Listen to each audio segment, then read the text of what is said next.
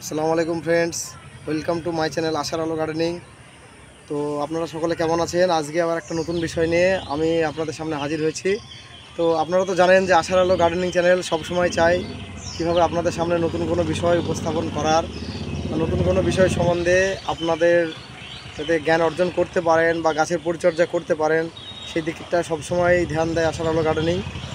তো আজকে মেনলি একটা খুব গুরুত্বপূর্ণ বিষয় নিয়ে আজকে আলোচনা করব। আশা করি আপনারা ভিডিওটি খুব মনোযোগ সহকারে দেখবেন। ভিডিওটি মনোযোগ সহকারে দেখলে আপনারা অনেক কিছু শিখতে পারবেন। তো চলুন ভিডিওটি শুরু করা যাক। এই যে যেনারা ছাদ বাগান করেন বা আমরা যারা বাগানি, গাছটা ভালো করে দেখুন। আপনারা অবশ্যই চিনবেন একটা ছাদ বাগানের খুব সহজে ফলন হয় এমন একটি গাছ আপনারা অবশ্যই লাগাবেন। আমি প্রচুর ফলন পেয়েছি অলরেডি। আর সবেদার একটা ব্যাপার হচ্ছে, সবেদা একটা খুব গুণ সমৃদ্ধ একটা ফল। এতে থাকে আপনার বিশেষ করে গর্ভবতী মহিলা প্লাস বাচ্চাদের জন্য মেনলি এটা খুবই উপকারী। এতে আপনার মানুষের শরীরে যে সমস্ত মাইক্রোনিউট্রিয়েন্টসগুলোর দরকার হয়, যেমন ভিটামিন এ এবং ভিটামিন সি, এই দুটো সমৃদ্ধ একটি ফল। সেই সঙ্গে ক্যালসিয়ামের প্রচুর জোগাড় থাকে, ক্যালসিয়ামেরও অভাব পূরণ করে শরীরে। আর ভিটামিন, অনেক রকমের ভিটামিনও থাকে। তো মেনলি সবেদা হচ্ছে একটি খুবই উপকারী একটি গাছ। এই সবেদা গাছের অনেকগুলোই জাত হয় বা প্রজাতি যাই বলেন না কেন আপনারা। কোনোটা দেখবেন গোল সবেদা হয়, কোনোটা হয় লম্বা হয়। তো লম্বাটাকে ল্যাংচা সবেদা বলা হয়। আমি এই যে সবেদাটা নিয়ে এসেছিলাম, এখান থেকে আমি ফলন পেয়েছি এর আগে। এখানে আছে দুটো, আর এদিকে আবার ফুল আসছে।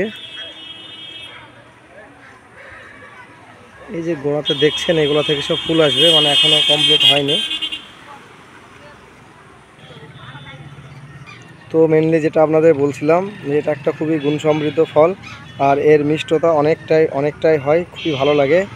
আমার ব্যক্তিগত খুব ভালো লাগে। আপনাদের কেমন লাগবে জানি না, আশা করি আপনাদেরও খুব ভালো লাগবে। তো আসুন, এবার সবেদা গাছ সম্বন্ধে তো অনেক কিছুই বলা হলো।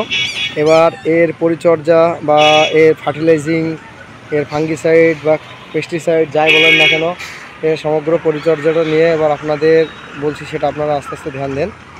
এই যে বর্ষার সময় তো এখন একটু বৃষ্টি হচ্ছিল, যার কারণে গোড়ার মাটিগুলো কিন্তু দেখেন প্লেন হয়ে আছে, কিন্তু এইগুলো আমি কিন্তু কিছু করিনি। কেন বলেন তো? বৃষ্টির সময় তো, এখন বৃষ্টি চলে আসছে হঠাৎ করে। তাই আপনারা কি করবেন, এগুলো হাত দিয়ে দেখাচ্ছি, আপনারা সেটা কোনো একটা গাছের গোড়া আপনারা যা দিয়ে খুঁড়ে একটু সাইজ করে দেন, তো সেই সমস্ত কিছু ব্যবহার করবেন। যেমন আমি কিছুটা অনলাইন থেকে কিনেছিলাম গাছের গোড়া খোঁড়ার জন্য। তো আপনারা যেটা ইচ্ছা হবে বা আপনাদের যেটা হাতের কাছে হবে সেটা আপনারা ব্যবহার করবেন। আর এই যে দেখুন, এখানে ফুল এসেছে। তো মেনলি সবেদা হচ্ছে, এই যে সবেদার ভিতরে, কাণ্ডের ভিতরে এক ধরনের আঠা থাকে, যার কারণে ওর রোগটা একটু কমই হয়।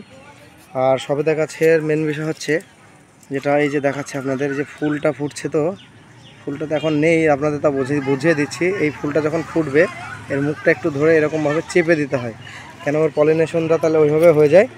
ওর পলিনেশনটা করলে কি হবে, আপনার ফলের সাইজটা একটু মোটা হবে। আর সবেদা গাছে একটা বিষয় হচ্ছে, আপনারা খুব বড় যদি হয়ে যায় সেটা আলাদা ব্যাপার। কেন বলুন তো? এই গাছটি কিন্তু বড় হতে অনেক টাইম লাগে, আস্তে আস্তে কিন্তু বাড়ে।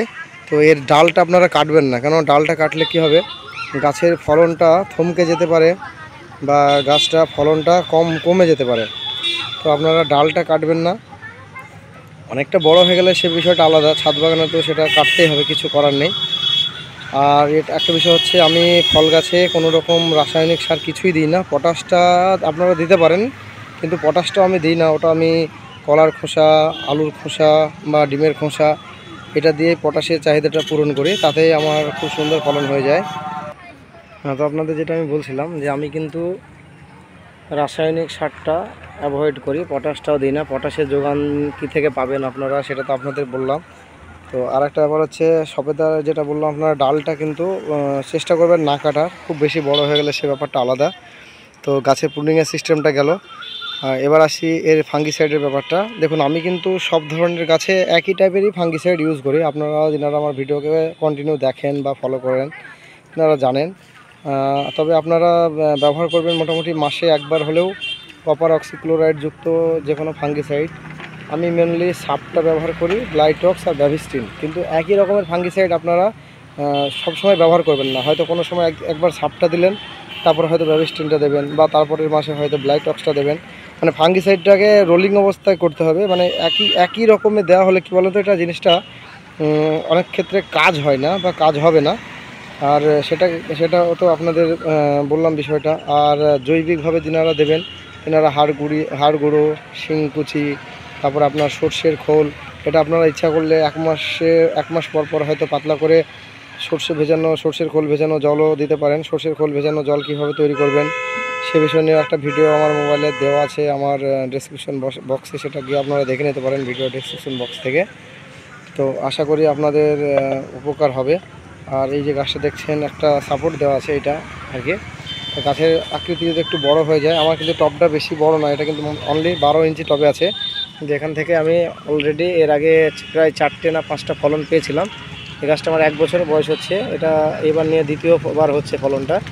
এদিকে দুটো হয়ে আছে, এটা কিন্তু 12 মাস, হ্যাঁ, অল টাইম এখানে ফুল আসছে। তো পরাগ মিলনের বিষয়টাও আপনাদের বললাম, সেটা আপনারা ধ্যান দেবেন। আর আরেকটা জিনিস যেটা হচ্ছে, এটা হচ্ছে আপনারা যে বোরন যেটা হয় মেনলি, এটা ফুল ফল সবজি যে কোনো গাছে বলেন না কেন, বোরনটা খুব অল্পই প্রয়োজন হয়। কিন্তু অল্প প্রয়োজন হলেও কিছু কিছু মাইক্রোনিউট্রিয়েন্টস যেগুলো গাছের আছে লাগে অল্প, যেমন জিঙ্ক আছে, বোরন আছে, কিন্তু এগুলো অল্প লাগলেও কি বলেন তো, সেটার জন্য ফুল ফলের সমস্যা হয়। তাই এটা বোরন আপনারা মাঝে মধ্যে স্প্রে করবেন।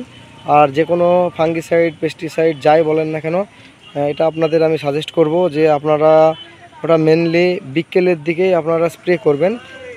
মানে মোটামুটি ওই এখন তো 6:30 সন্ধ্যা হচ্ছে, মোটামুটি 5টার পর যখন রোদের তাপটা একটু কমে যাবে।